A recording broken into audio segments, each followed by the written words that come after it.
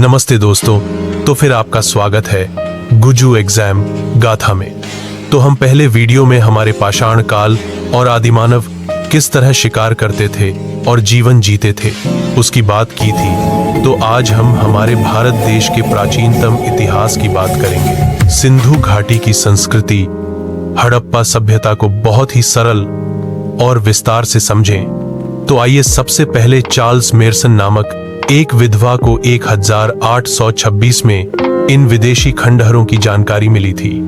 वह एक विदेशी पर्यटक था और वह एक सिक्का शास्त्री भी था, और जिसने ईंटें और खंडहर देखे उसने अपनी पुस्तक में लिखा ताकि हमें पहली बार वहां से लिखित प्रमाण मिले। उसके बाद भारत के गवर्नर जनरल लॉर्ड डेलहाउसी ने भारत में सबसे पहले 1853 में रेलवे की शुरुआत की, मुंबई से ठाणे के बीच। उसके बाद IS 1856 में लाहौर से कराची रेलवे मार्ग बनाते समय अंग्रेज अधिकारी अलेक्जेंडर कनिंघम को पुनः इस प्रदेश की जानकारी प्राप्त हुई। उस समय ज्यादातर अंग्रेज जिस भाग से पुरानी ईंटें मिलती उसे पटरी के नीचे डाल देते थे। इसमें से कनिंघम को कुछ मोरी मिली होगी, ऐसा भी है। उसे पुरातत्वों में थोड़ी रुचि तो थी, इसीलिए उसने, मुझे लगता है कि अगर हम ऊपरी अधिकारियों से बात करें और इस पर काम करें तो हमें कुछ मिल सकता है। लेकिन अधिकारी उसकी बात नहीं मानते और कहते हैं कि तुम जो काम करने आए हो वो करो। इसके बाद भारत में 1861 में एक archaeological survey of India ASI नाम का एक वाइसरॉय कैनिक शुरू हुआ। उसमें कानिकधन को उसका अध्यक्ष बनने को मिला। अब उसे जो चाहिए था वो मिल गया। उसने बहुत ढूंढा पर उसे कुछ हाथ में नहीं आया। फिर दूसरा अध्यक्ष सर जॉन मार्शल नाम का एक अंग्रेज अधिकारी आया। उसके नीचे काम करने वाले दयाराम साहनी ने सबसे पहले महत्वपूर्ण स्थल पंजाब के मोंटगोमरी जिले में, वर्तमान में पाकिस्तान में, 1921 में सिंधु की रावी नदी के किनारे प्रथम नगर हड़प्पा सभ्यता की खोज की। हड़प्पा सभ्यता महगढ़ हड़प्पा सभ्यता का प्राचीनतम नगर था।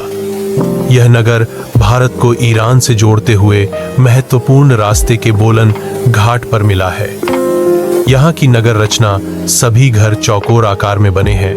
प्रत्येक घर में 4 से अधिक कमरे थे, जिनमें से कुछ का उपयोग अनाज के भंडार के रूप में किया जाता था। सिंधु, सरस्वती, घग्गर, हकरा जैसी नदियों के मैदानी क्षेत्रों में अनाज का उत्पादन बढ़ने से ही 2500 के आसपास बाजार के लिए शहरीकरण शुरू हुआ। बाजार खड़ा करने की प्रक्रिया में गैर कृषि क्षेत्र भी खड़े हुए। समय के साथ ही 2000 के आसपास इस सभ्यता का पूर्ण विकास हुआ था।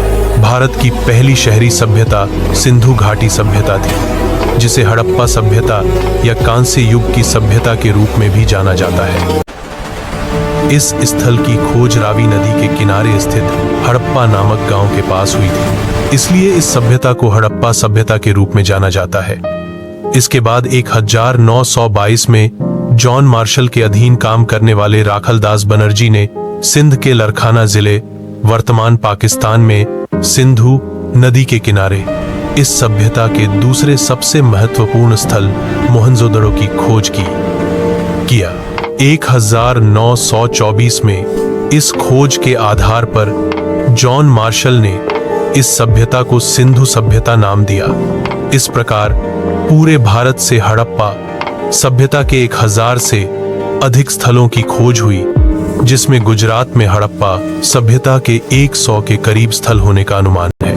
हड़प्पा की लिपि को अभी तक समझा नहीं जा सका है, इसलिए हड़प्पा सभ्यता को हम आद्य ऐतिहासिक सभ्यता कहते हैं। इसलिए हड़प्पा काल की जानकारी पुरातात्विक अवशेषों और उत्खनन द्वारा ही प्राप्त की जा सकती है।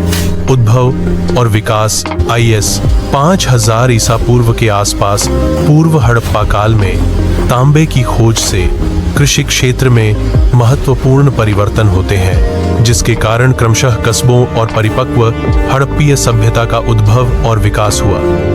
हड़प्पीय सभ्यता क्षेत्र की दृष्टि से विश्व की सबसे बड़ी सभ्यता है, जिसमें पंजाब, गुजरात, राजस्थान, महाराष्ट्र, हरियाणा, पश्चिमी उत्तर प्रदेश, पाकिस्तान, अफगानिस्तान के कुछ भाग और जम्मू कश्मीर के कुछ प्रदेश शामिल हैं।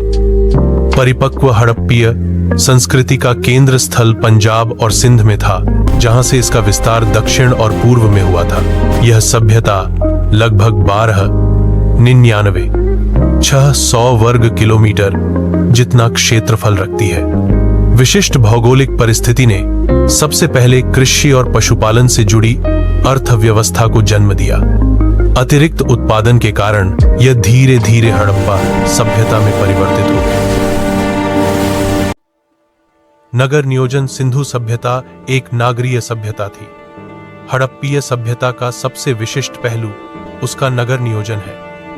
नगरों को 2 भागों में विभाजित किया गया था, एक ऊपरी नगर, 2 निचला नगर। हड़प्पीय सभ्यता के नगरों में निवास मुख्य 3 विभागों में थे।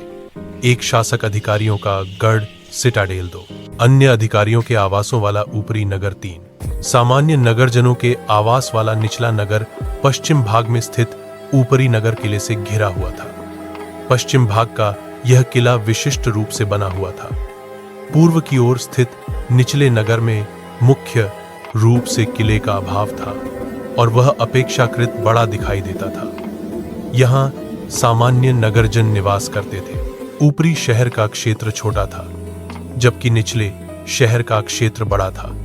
शहर में मुख्य 2 राजमार्ग थे, जिसमें एक राजमार्ग उत्तर से दक्षिण और दूसरा राजमार्ग पूर्व से पश्चिम जाता था। पूर्व और पश्चिम शहर को अलग करने वाला 40 फीट चौड़ा राजमार्ग नगर की विशेषता है। मुख्य मार्गों के समानांतर गलियां थीं। सड़कों और गलियों की योजना इस तरह से बनाई गई थी कि संग्रह नगर चौकोर और आयताकार खंडों में विभाजित हो जाता था। यहाँ समकोण पर काटती ग्रिड पद्धति सड़कें विशिष्ट रूप से बनाई गई हैं। मुख्य सड़क के दोनों ओर रात्रि प्रकाश व्यवस्था के लिए दीवा बत्ती के खंभे मिलते हैं। मकान यहाँ बाढ़ और नमी से बचाने के लिए घर ऊंचे चबूतरे पर बनाए जाते थे। सड़कों का निर्माण घरों के साथ इस तरह से किया गया था कि वे स्वतः ही साफ हो जाएं। दीवारों पर प्लास्टर और रंग किया जाता था। घर का मुख्य दरवाजा सड़क पर खुलने के बजाय अंदर की गली में खुलता था। मोहनजोदड़ो में धनी लोगों के मकान 2 मंजिला और 5 से 7 कमरों वाले थे, जबकि सामान्य वर्ग के लोगों के मकान 1 मंजिला और 2 से 3 कमरे वाले थे। ज्यादातर मकान पकी हुई ईंटों के बने थे, जिनमें बड़े घरों में 3-4 कमरे और उसमें आंगन, कुआं, रसोई, बाथरूम और चबूतरा मिलते हैं। बाथरूम का गंदा पानी बाथरूम के बाहर बनाए गए मोरीमा इकट्ठा होते हैं। वे छोटी नाली लाइन द्वारा मुख्य लाइन तक पहुंचते हैं और वहां से नाली मार्ग से शहर के बाहर निकल जाते हैं। ऐसी आधुनिक समय जैसी नाली व्यवस्था देखने को मिलती है।